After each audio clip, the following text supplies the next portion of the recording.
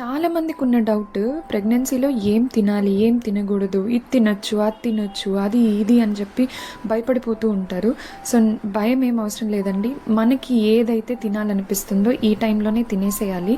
So నేనైతే ఇక్కడ first నా బ్రేక్ఫాస్ట్, లంచ్, అలాగే నా స్నాక్, అలాగే నైట్ నేను రొటీన్ చేసేది ఏంటి అని చూపిస్తున్నాను. ఫస్ట్ వచ్చి దోశ పల్లీల పొడి వేసుకొని తిన్నాను. తర్వాత లంచ్కి వచ్చేసి మళ్ళీ సిర్రాకు ఆకుకూర ఉండేలాగా చూసుకున్నాను అనమాట. సో కంపల్సరీ ఆకుకూర అయితే రోజు మెయింటైన్ చేయడానికి ట్రై చేయండి.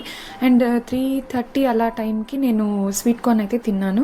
సో ఇది జస్ట్ లైట్గా ఉంటుంది టమీకి అని చెప్పేసి నేను ఇది అయితే తీసుకున్నాను ఈరోజు. రోజుకు ఒక్కొక్కటి మార్చొచ్చు, ఫ్రూట్స్ కూడా తీసుకోవచ్చు.